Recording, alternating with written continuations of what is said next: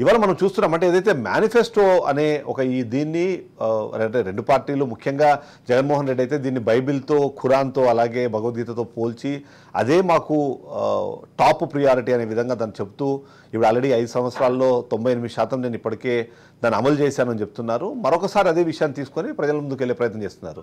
వాస్తవానికి ప్రజలు మేనిఫెస్టోని ఎలా చూస్తారు? నిజంగానే మేనిఫెస్టోలో ఉన్న అంశాలను బేస్ చేసుకొని ఓటింగ్ జరిగే అవకాశం ఉంటుందంటారా? మిగిలిన ఇతరత్ర విషయాలని ప్రజలు పట్టించుకోకుండా కేవలం మేనిఫెస్టో బేస్డ్గా ఓటింగ్ జరిగే అవకాశం ఉంటుందంటారా?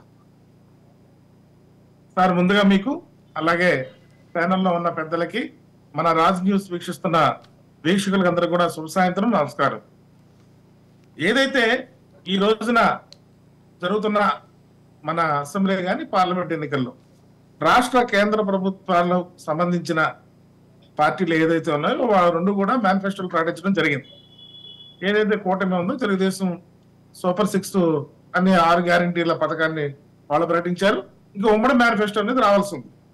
ఏదేమైనా మేనిఫెస్టో మీద ప్రజలు చర్చించుకుంటారా, లేదా మేనిఫెస్టోకి అనుగుణంగా వాళ్ళ యొక్క తీర్పులో ఇది కూడా ప్రధానంగా దాన్ని కూడా ఒక భాగంగా చూస్తారనే దాని మీద ఈరోజు చర్చ జరగడం అనేది చాలా సంతోషం. ఖచ్చితంగా మేనిఫెస్టో మీద చర్చ జరగాలండి. ఎందుకంటే ప్రతి పార్టీ కూడా ప్రజల తీర్పు కోసం వెళ్లే ముందు తమ పార్టీ యొక్క విధానాలని చెబుతూనే తమ అధికారంలోకి వస్తే ఈ రాష్ట్రానికి ఏం చేస్తాం, ఏ రకంగా ప్రజలకు సంక్షేమాన్ని అందిస్తాం, at the same time development విషయంలో మా యొక్క పార్టీ విధానం ఏంటనేది చెప్పవలసిన బాధ్యత ఉంది. కాబట్టి దానే మేనిఫెస్టో రూపంలో ఎన్నికల ముందు ప్రజల ముందుకు తీసుకురావడం జరుగుతా ఉంది ఈ రాజకీయ పార్టీలని.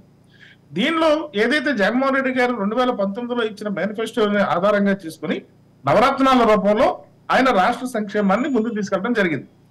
ఆయన ఇచ్చిన మేనిఫెస్టోలో పేర్కొన్నటువంటి నవరత్నాలు ఏదైతే ఉన్నాయో ఆ నవరత్నాలకు సంబంధించిన పథకాలన్నీ కూడా 90% వరకు ఈ ప్రభుత్వం అమలు చేసింది. కాబట్టి నేను ఖచ్చితంగా ఆ క్రెడిబిలిటీ నాకు ఉంది.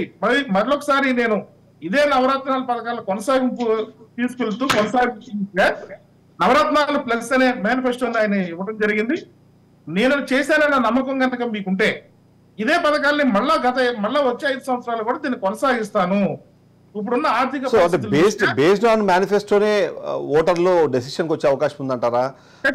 ఖచ్చితంగా అది గతంలో మనకి మేనిఫెస్టో ఆధారంగానే.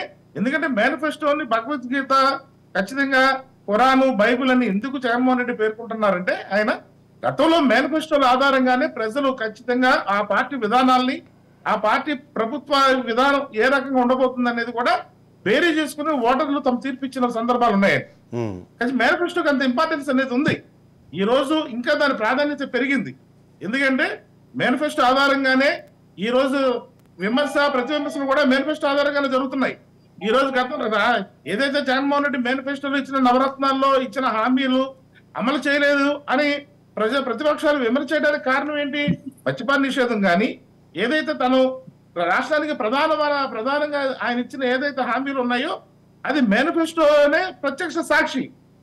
ఆ సాక్షిభూతంగా తెలిసిన మేనిఫెస్టో ఆధారంగానే ప్రతిపక్షాలు ప్రభుత్వం మీద విమర్శ చేయడానికి కానీ, లేదా ప్రభుత్వం తాము అమలు చేసిన విధానాలని మేనిఫెస్టో సాక్షిగానే ప్రజల ముందుకు వెళ్ళడం జరుగుతుంది. ప్రత్యక్షంగా మన కళ్ళ ముందు కనబడుతుంది కదా. రైట్.